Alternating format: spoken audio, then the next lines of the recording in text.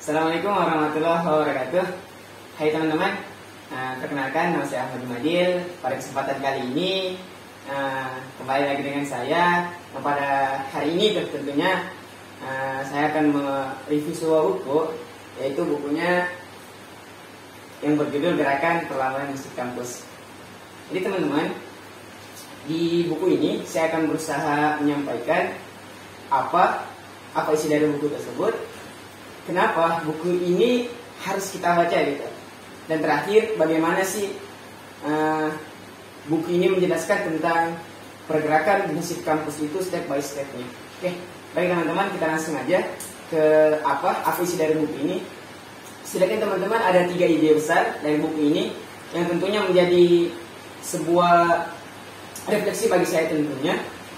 Mungkin di sisi lain, jika ada orang yang mereview buku ini lebih lengkapnya, silakan bisa dijadikan sebuah referensi yang sama. Namun yang ingin saya tekankan, pertama ada 3 poin besar teman-teman, yang harus menjadi sebuah titik besar atau titik tolak dari kenapa buku ini ditulis gitu teman-teman. Jadi pertama singkatnya, ada yang pertama itu besarnya pengaruh mahasiswa teman-teman.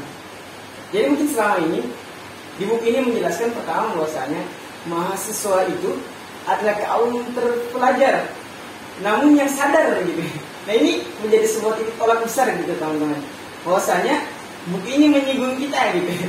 Jangan sampai selama ini kita jadi seorang mahasiswa tapi tidak sadar gitu. Nah, tidak sadar dengan apa? Yang pertama, mahasiswa pada hari ini itu sangat relate banget gitu, sangat relate banget dengan buku ini gitu. Dan bisa jadi teman-teman ada sebuah gerakan baru nantinya yang menjadi perpanjangan tangan dari gerakan ini. Jadi singkatnya, buku ini itu menjelaskan bahwasanya mahasiswa itu adalah kaum intelektual yang sadar terhadap bagaimana situasi dan kondisinya pada saat itu tidak baik-baik saja, sehingga ada terjadi sebuah gerakan itu yang lahir dari sebuah kegundahan yang begitu besar pada jiwa mahasiswa. Contohnya pada gerakan 66 teman-teman.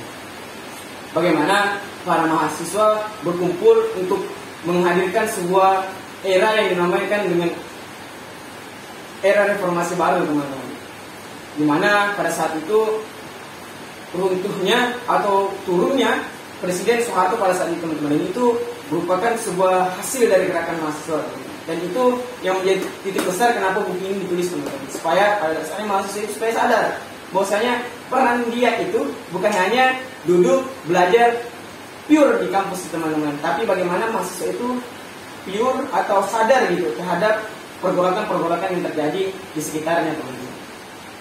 Yang kedua, rupanya teman-teman, di buku ini juga menjelaskan bahwasanya ada satu frame teman-teman, satu frame yang begitu konkret mengatur bagaimana seorang manusia itu, tidak terkecuali mahasiswa, itu memiliki peran yang besar teman-teman. Bahkan di buku ini di buku ini uniknya meng-spill sedikit, kalau kita meng-spill ya teman-teman, meng-spill tentang hadis Rasulullah teman-teman. Jadi kata Rasulullah itu, jika kalian, ini kurang lebih artinya kayak gini teman-teman, jika kalian melihat suatu kebatilan, maka ubahlah dengan tangan kalian, dan jika tidak mampu mengubah dengan tangan kalian, maka ubahlah. Pokoknya intinya nanti puncaknya itu bagaimana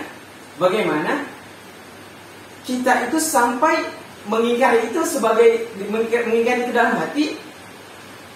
dalam hati sampai Rasulullah menyebutkan itulah selama-lamanya iman. Jadi buku ini menjelaskan bahwasannya rupanya teman-teman, perubahan itu berbanding lurus dengan keimanan teman-teman. Sadar atau tidak, percaya atau tidak gitu, buku ini pesan Rasulullah itu membesarkan kepada kita bahwasanya selama kita memiliki iman, selama itulah kita akan berusaha untuk bergerak melakukan sebuah perubahan. Dan terakhir, teman-teman sekalian, buku ini menjelaskan sedikit teman-teman, dan ini menjadi tolak poin utamanya teman-teman sekalian, bahwasanya pada saat kita tertekan selaku mahasiswa tadi, yang pada saat ini kita akan sejarahnya sedikit teman-teman. Pada saat itu mahasiswa ini pertama dilepas dari eksternalnya teman-teman. Itu ada sebuah peraturan yang memang memisahkan antara mahasiswa yang ada di internal ini dengan organisasi-organisasi yang ada di luar, teman-teman.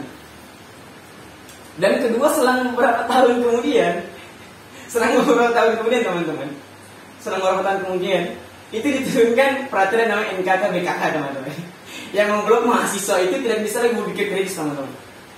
Sehingga tidak ada ruang-ruang publik seperti sebelum-sebelumnya, teman-teman. Sehingga ada lahir, teman-teman, karena ada iman di dalamnya tadi, di poin kedua, karena ada iman di dalamnya, ada iman.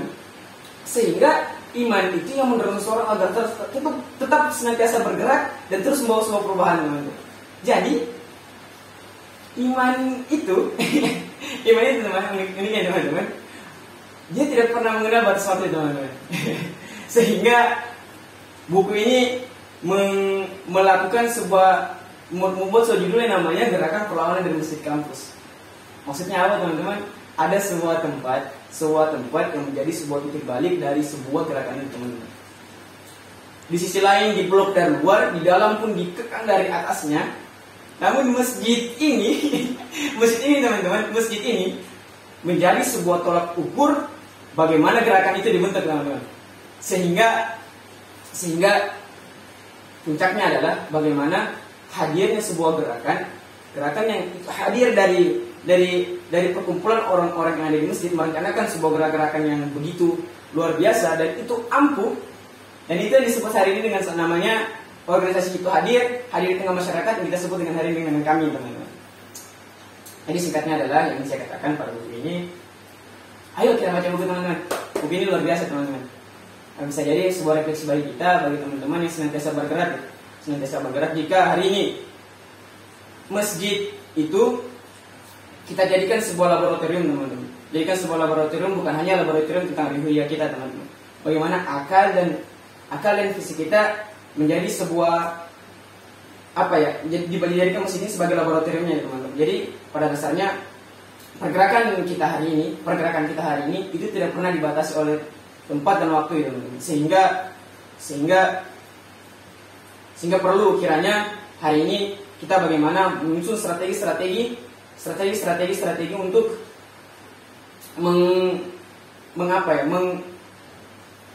melawan gitu kebatilan, teman-teman. Sehingga dengan itu kita mampu menjadi seorang mahasiswa yang senantiasa bergerak tanpa dibatasi oleh waktu dan ruang tertentu, teman-teman. Itu dari saya. Terima kasih. Mohon maaf jika ada salah. Assalamualaikum warahmatullahi wabarakatuh.